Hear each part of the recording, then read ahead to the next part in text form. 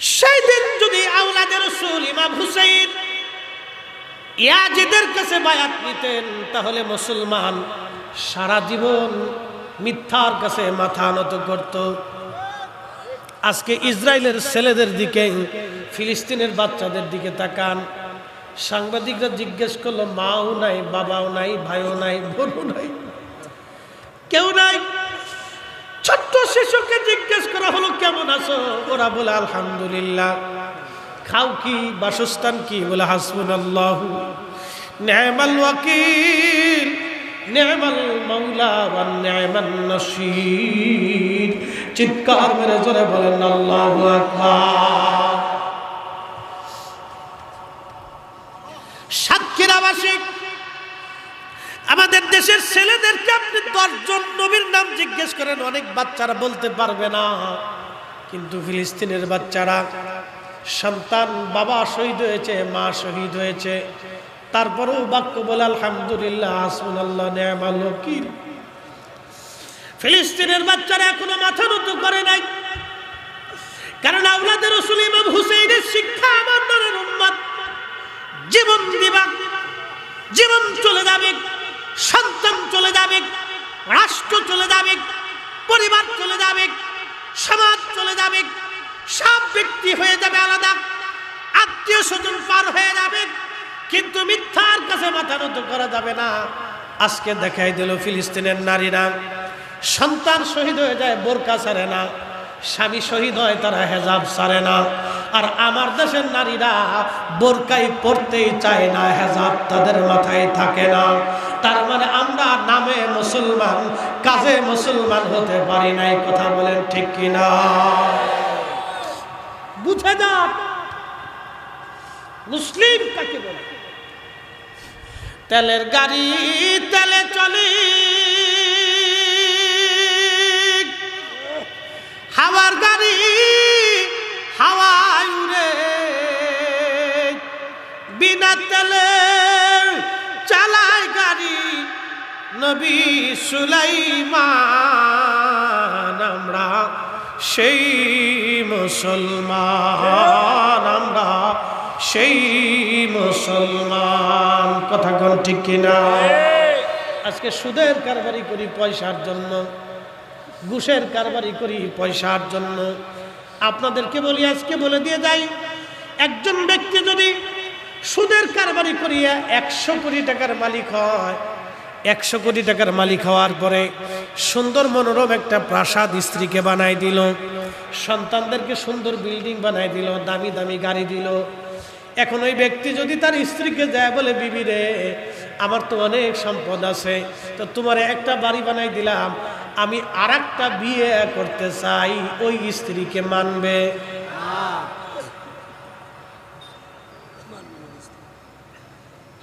কথা বললে কেন মানবে?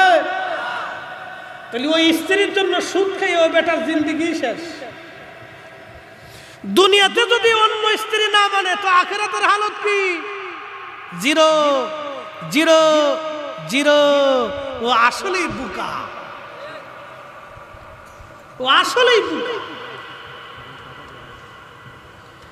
আর আপনাদেরকে বলে দিয়ে যাই, যেই সন্তানের জন্য সুদ ঘুষ খাইয়া, হারাম খাইয়া 100 কোটি টাকার মালিক হইল, ওই লোকটা ধরেন তার আরেকটা স্ত্রীর প্রয়োজন, তার এই স্ত্রী মারা গেছে, ধরেন আরেকটা স্ত্রীর প্রয়োজন, ছেলে মেয়েরা বড় হয়ে গেছে, ওই ছেলেদেরকে ডাক দিয়ে যদি বলে, বাবারা আমার আরেকজন স্ত্রীর দরকার, আমি বিয়ে করতে চাই, রাত্রিবেলা গোপনে ছেলে যায় গলার মধ্যে ছুরি ধরে বলবে, বুড়া কালে যদি অকাম করবার চাও, বুড়া তোর জিন্দেগি শেষ করে ফেলব। ঠিক বললেও ঠিক, না ঠিক বললেও ঠিক, খোঁজ নিয়ে যায় দেখেন, ওর জিন্দেগির 16 আনার 16 আনাই শেষ। দুনিয়াতে যদি না পান, তাহলে হাসরের মাঠ কত কঠিন। এই জন্য কোরআন কতই চমৎকার আমাদেরকে একটা শিক্ষা দিয়ে গেল। একসাথে জোরে বলেন তো আল্লাহু আকবার। ইয়া আইয়ুহাল্লাযীনা আমানু লা তুলহিকুম আমওয়ালুকুম ওয়ালা আওলাদুকুম তুলহিকুম আন যিকিরিল্লাহ। আল্লাহু আকবার। বুঝতে অসুবিধা না তাহলে দোয়া পর্যন্ত আসেন তো ইনশাল্লাহ। ইনশাআল্লাহ। না না জোরে বলেন ইনশাল্লাহ। আপনাদেরকে একবারে বেশি রাত্রি করে কষ্ট দিব না। 1 ঘন্টা হয়েছে, যদি টাইম দেন তাহলে আরো 15 মিনিট বাড়াবো ইনশাল্লাহ। হ্যাঁ আরো 1 ঘন্টা চলবে ইনশাল্লাহ। রাজি? আচ্ছা অসুবিধা নেই, দেখি আমরা কদ্দূর যাইতে পারি।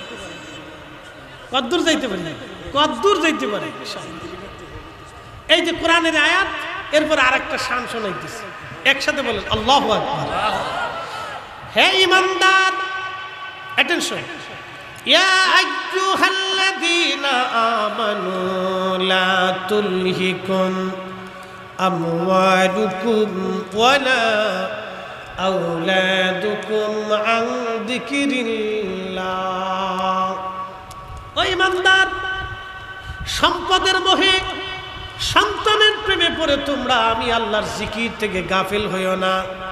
নামাজ ছেড়ে দিও না, হালাল ছেড়ে দিও না, আখিরাত বরবাদ করিও না। স্ত্রীর প্রেমে পড়ে, সন্তানের প্রেমে পড়ে, সম্পদের প্রেমে পড়ে আমি আল্লাহ থেকে তোমরা জুদা হয়ে যাইও না। যদি জুদা হও তাহলে কি হবে? ওয়ামাই ইয়াফআল যালিকা ফাউলাইকা হুমুল খাসিরুন।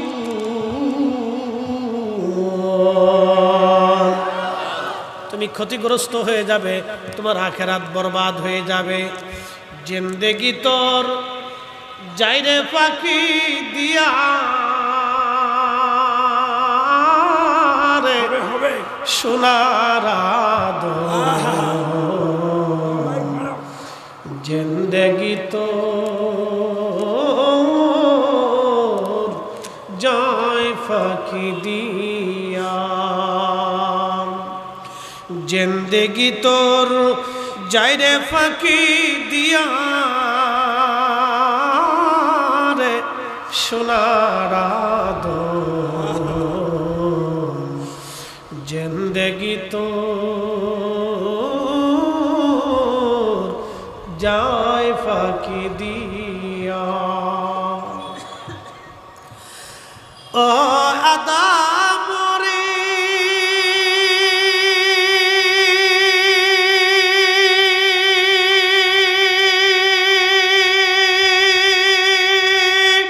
পাক ধরিয়ে গেছে দাড়ি, দন্ত আছে গোটা চারি, সমন জারি গিয়াছে করিয়ার সোনার আদর। জিন্দেগি তোর যায় ফাঁকি দিয়া। বন্ধু সেই দিন আল্লাহু আকবার। দোস্ত 1000 টাকা দিছে, আমি দোস্তের হাদিয়া দিই। না আমি খুশি হয়ে দিছি, শান শুনলাম একটা জিন্দগি। বন্ধু 1000 টাকা বকশিশ মেরে দিছে, মাশাআল্লাহ। আপনারা খুশি? কারবালার ওয়াজ কি চলবে? কারবালার দিকে যাচ্ছি। হযরতে ইমাম আহমদ ইবনে হাম্বল রাহমাতুল্লাহ আলাইহি মুসনাদ আহমদ একখানা হাদিসে কারিমা লেখেন। আল্লামা ইমাম ইবনে কাসির আল বেদায়ের মধ্যে লেখেন, কষ্ট হবে না তো? 20টা মিনিট বসবেন তো ইনশাআল্লাহ?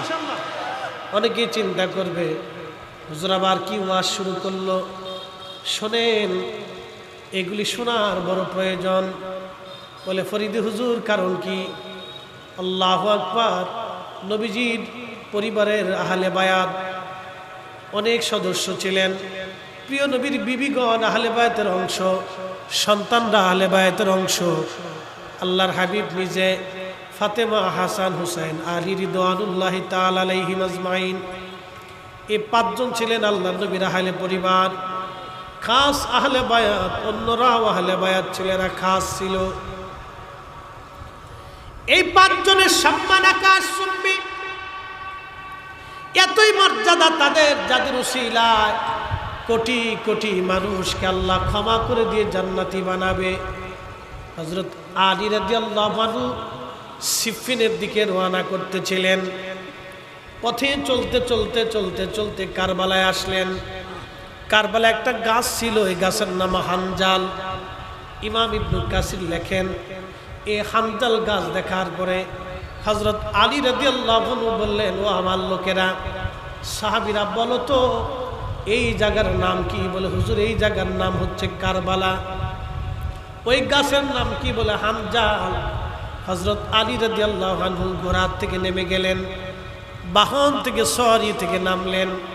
নামার পরে তিনি ওই হানজাল গাছের পাশে গেলেন, যাই নামাজ বিছাইয়া নামাজ আদায় করলেন। নামাজ শেষ করার পরে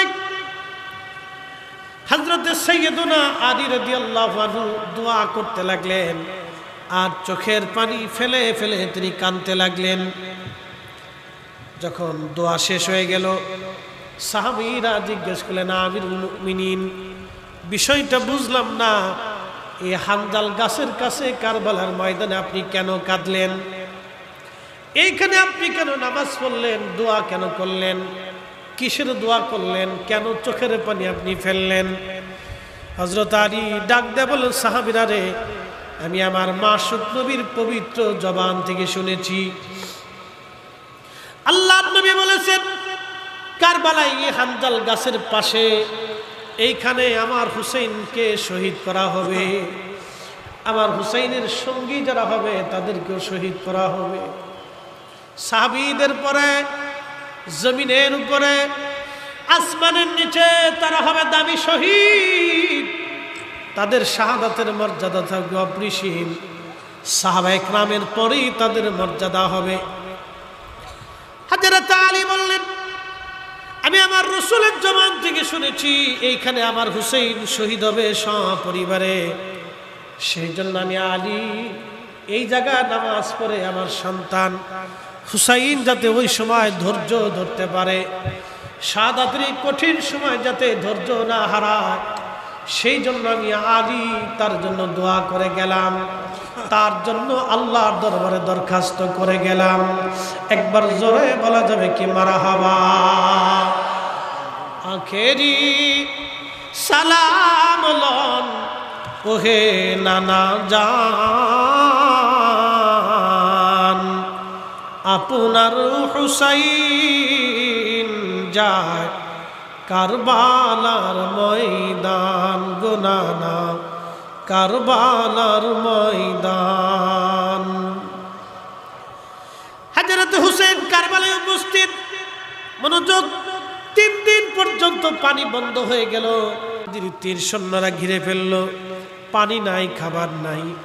3 দিনের শেষ সময়ে, আল্লাহু আকবার, শেষ সময়ে ছোট্ট শিশু আলী আসগর কোলের মধ্যে, আলী আকবর শহীদ হয়েছে, হযরত ইমাম কাসেম শহীদ হয়েছেন, হযরত আব্বাস আলামদার রাদিয়াল্লাহু আনহু শহীদ হয়েছেন, আরো পরিবারের সদস্যরা শহীদ হয়ে গেছে। শুধু বেঁচে আছে হযরত জয়নুল আবেদিন এবং শিশু আলী আসগর রাদিয়াল্লাহু আনহু।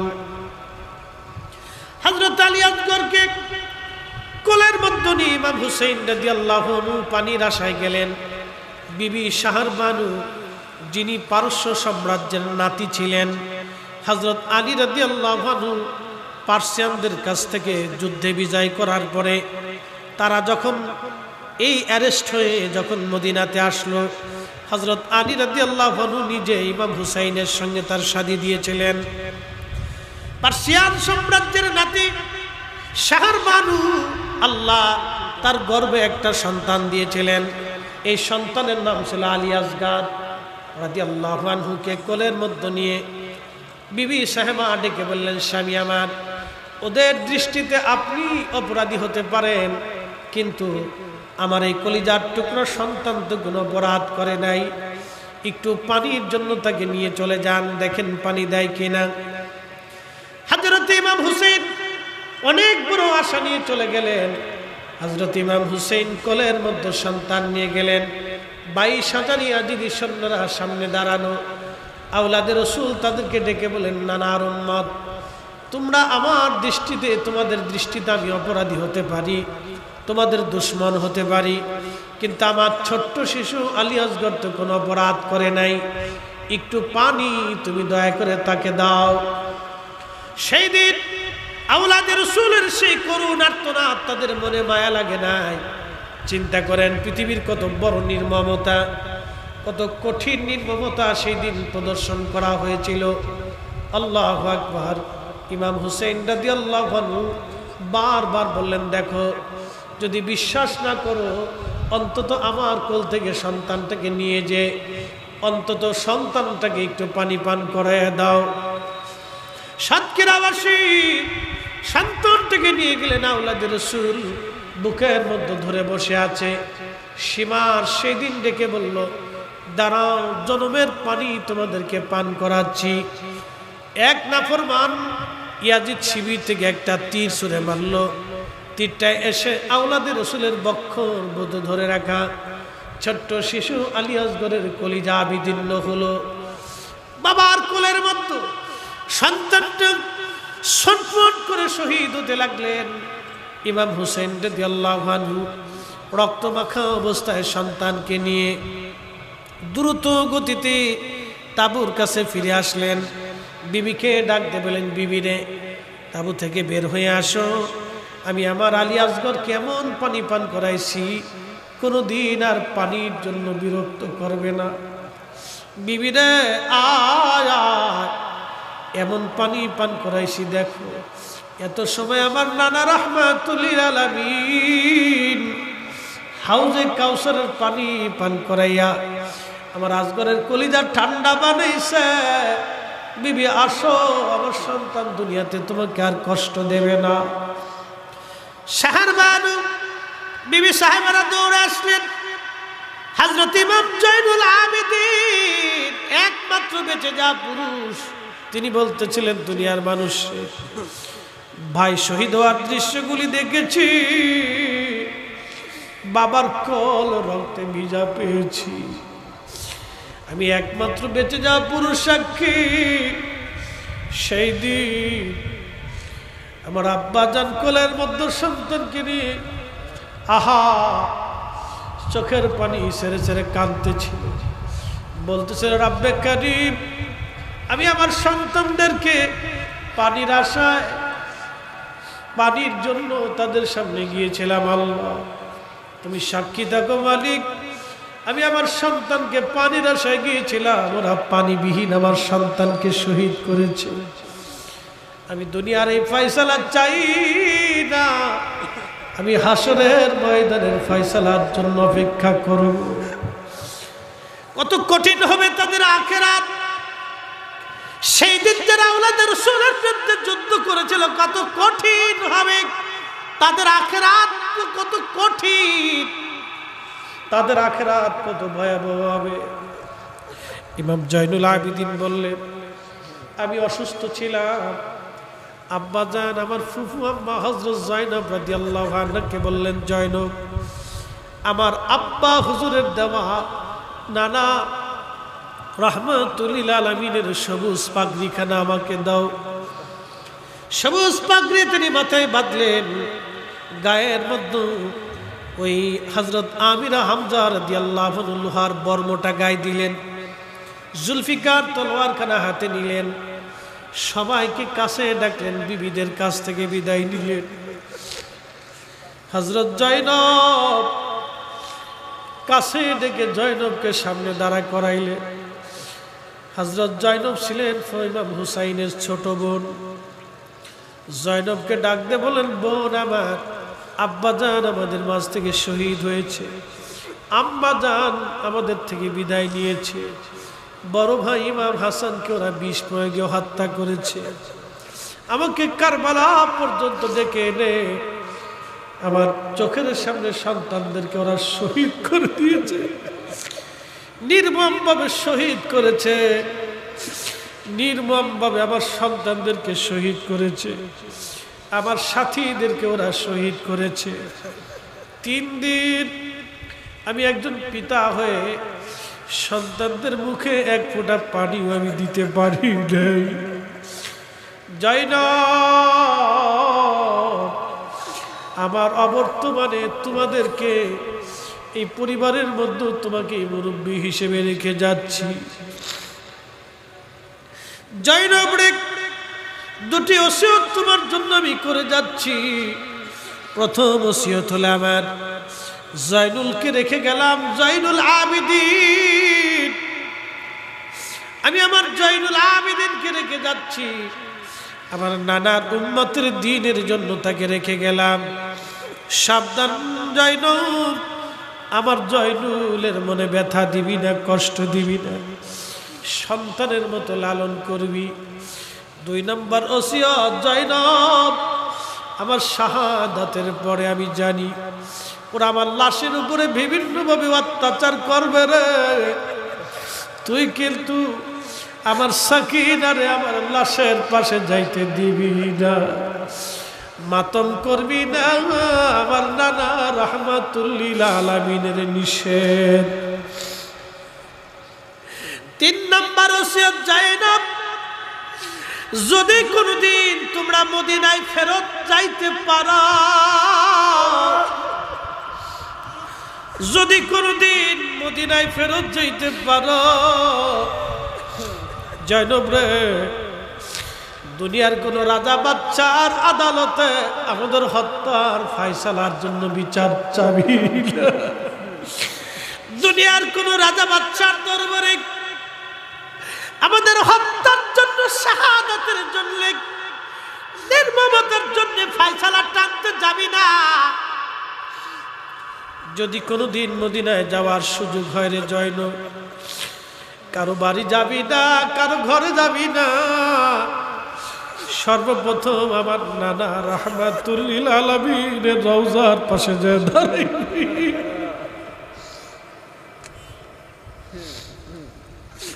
ধীরে ধীরে চালাও সুরি সীমার আমারি গলায়,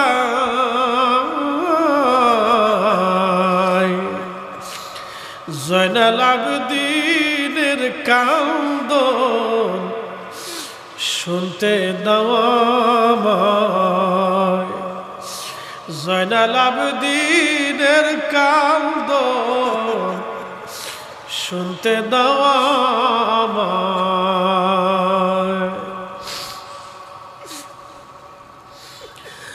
সাতক্ষীরাবাসী হযরত ইমাম হুসাইন ওসিয়ত করার পরে উনি যুদ্ধের ময়দানে চলে গেলেন। যুদ্ধের ময়দানে চলে যাওয়ার পরে নির্মমভাবে তাকে শহীদ করা হলো। সাতক্ষীরার মুসলমান আজকে শুনে যান, ইমাম ইবনে কাসির আল বাদার মধ্যে লেখেন 133টা তীর পুরা শরীর মুবারক থেকে ঝাঁঝরা করে ফেলেছিল। 21টা বর্ষার আঘাত শরীরের মধ্যে ছিল, 33টা তলোয়ারের আঘাত ওনার শরীরের মধ্যে ছিল। পুরা শরীর মুবারক থেকে ঝাঁঝরা করে ফেলে দেওয়া হয়েছিল। উনি যখন শহীদ হয়ে যান, ওনার দেহ থেকে মাথা মোবারক কেটে আলাদা করে ফেলে দেওয়া হলো। ইমাম ইবনে কাসির আল বাদার মধ্যে বিশুদ্ধ সনদে লেখেন, যখন এইভাবে নির্মমভাবে অত্যাচার চলতেছিল, হযরত আব্দুল্লাহ ইবনে আব্বাস, যিনি রইসুল মুফাসসিরিন ছিলেন, কোরআনের সবচেয়ে বড় মুফাসসির, আল্লাহর নবীর আপন চাচাতো ভাই ছিলেন, উনি বলতেছেন, আসরের নামাজের পরে আমি কাবা শরীফের সঙ্গে হেলান দিয়ে বসা অবস্থায় আমি ঘুমিয়ে পড়লাম। আল্লাহর ঘরের সাথে হেলান দিয়ে ঘুমিয়ে পড়েছি। স্বপ্নের মধ্যে দেখি আমার পেয়ারা নবীজি কারবালার দিক থেকে জুব্বা মোবারকে ধুলাবালি, দাড়ি চুল মোবারকে ধুলাবালি, হাতের মধ্যে রক্ত গুলি নিয়া নবীজি দৌড়াইয়া দৌড়াইয়া কাঁদতে কাঁদতে কাবা শরীফের দিকে দৌড়ায় দৌড়ায় নবী আসতেছে। ইবনে আব্বাস বলেন, দুনিয়ার মানুষ স্বপ্নের মধ্যে দৃশ্যখানা দেখে আমি নবীজিকে বললাম, ইয়া রাসূলুল্লাহ, জীবনে কোনোদিন আপনার গায়ে ধুলাবালি দেখি নাই, চুল দাড়ি মুবারক এরকম ধুলাবালি এলোমেলো দেখি নাই, হাতের মধ্যে রক্ত কেন নবীজি? কেঁদে কেঁদে কেন আপনি কাবার দিকে দৌড়ে আসতেছে? আল্লাহর নবী ডাক দেখা, ইবনে আব্বাস রে, আব্দুল্লাহ রে, মক্কায় খবর দাও আমার হুসাইন দুনিয়ায় নাই,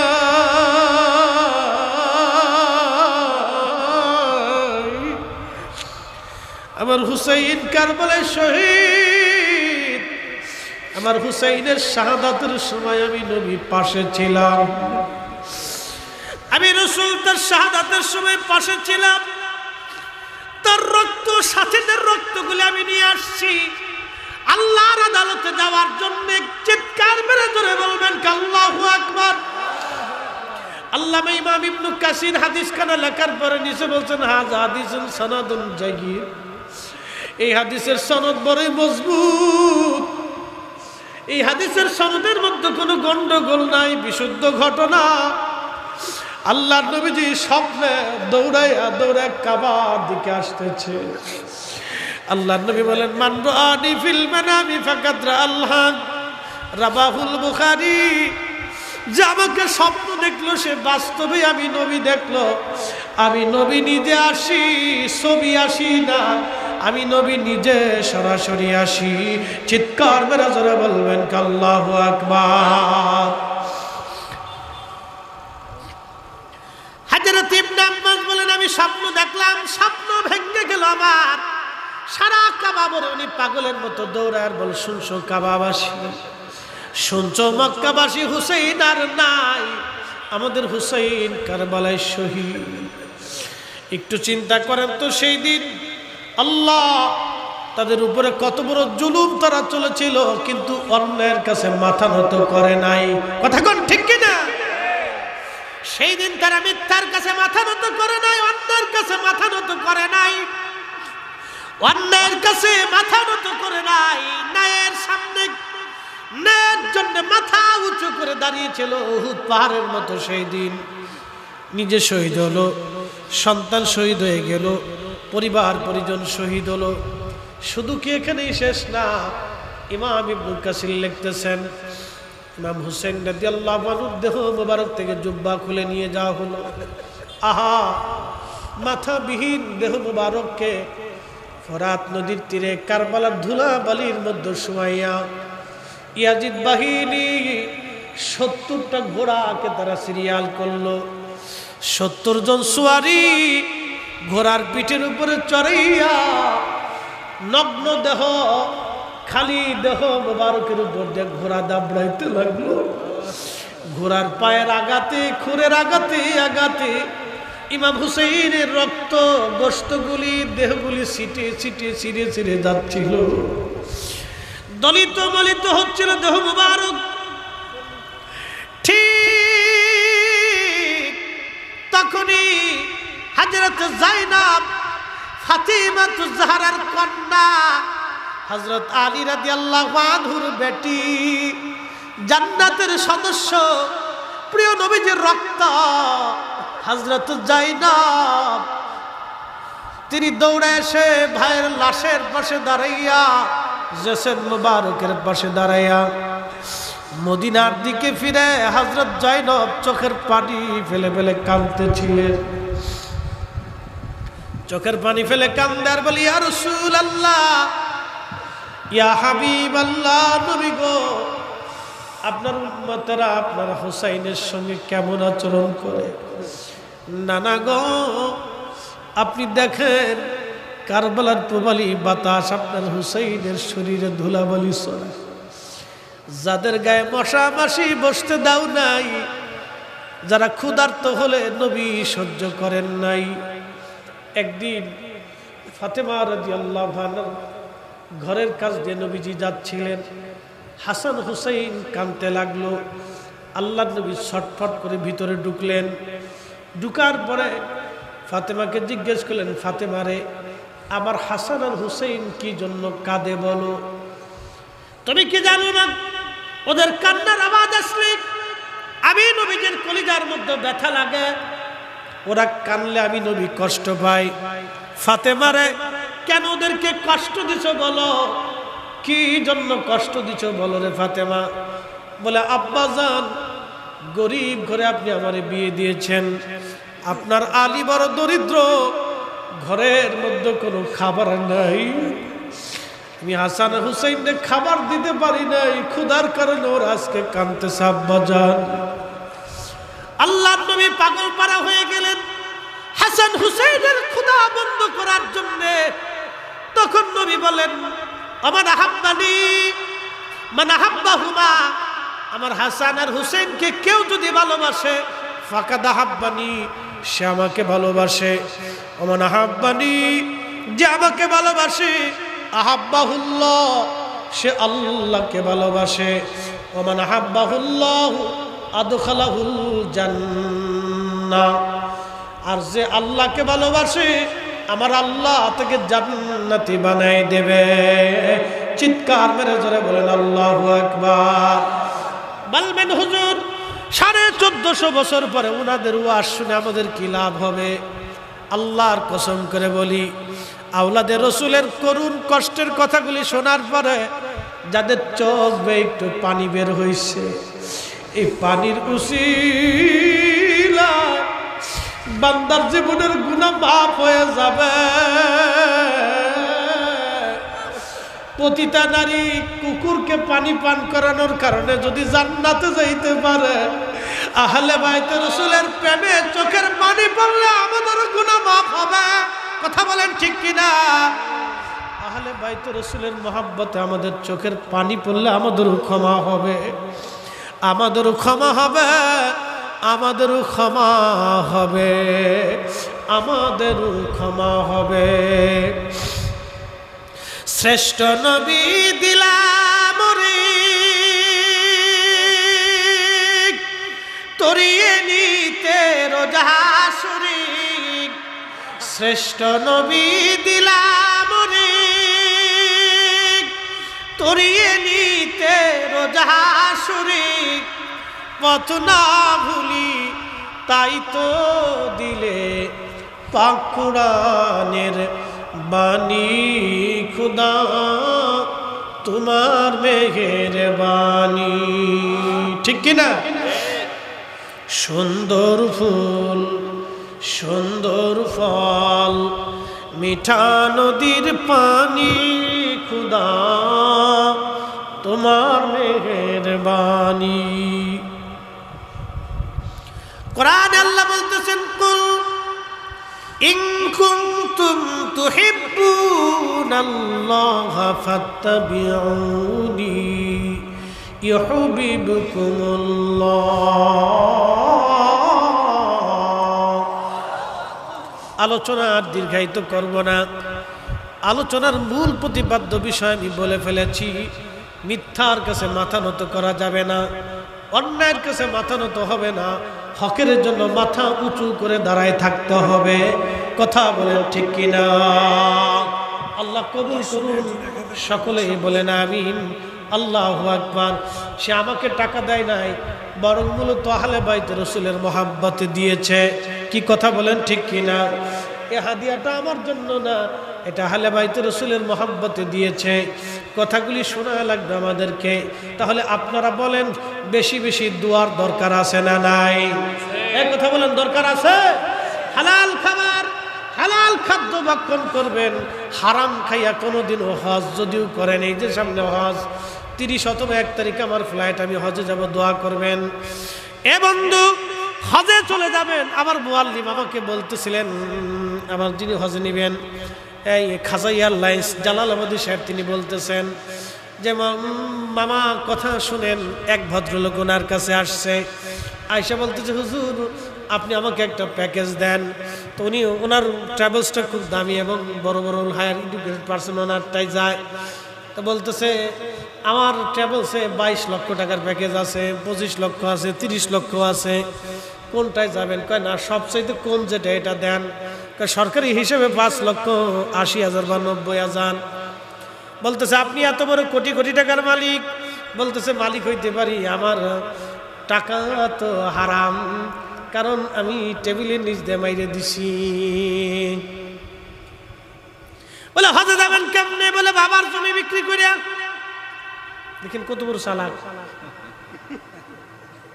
কোটি কোটি টাকার মালিক, কিন্তু টেবিলের নিচ দিয়ে টাকা। ওই যে 22 লক্ষ টাকার প্যাকেজ নেন, কয় না একবারে সর্বনিম্ন যেটা, কয় বাবার জমি বেচে তারপরে হজে যাবে, হজেরটা হালাল রাখতেছি। আমি বললাম তারা জিজ্ঞেস করবো যে এতদিন যা খাইছে এটা কোথায় গেছে? যেই টাকাটা খাইছে হারাম টাকা আর গরুর গোশত আর শুয়োরের গোশতের মধ্যে কোনো তফাৎ নেই। এই আসতে বলেন কেন, জোরে বলেন। হারাম টাকার খাসির গোশত আর কুকুরের গোশতের মধ্যে কোনো তফাৎ নেই, কারণ এটাও হারাম এটাও। আমি বললাম এতদিন যা খাইলো তাহলে সেটা কোথায় গেছে? আল্লাহ রাসূল বললেন যেই শরীর হারাম খাদ্য দিয়ে গঠিত হয় সেই শরীর কখনো জান্নাতে যাবে না। চিন্তা করেন তো, ইমাম হুসাইন যদি সেই দিন ইয়াজিদের কাছে মাথা নত করতেন তাহলে আজকেও এই উম্মত মিথ্যার কাছে মাথা নত করত। দেখবেন এই উম্মত এখনো হকের উপরে জিন্দা থাকে, এখনো মাথা উঁচু করেই থাকে। কথা কম না কেন, ঠিক কিনা? আল্লাহ কবুল করুন, সকলে বলেন আমিন। এসেছেন যত নবী সকলের ইমাম, আসেন দুয়ার আগে আমরা নবীজিকে সালাম দিব।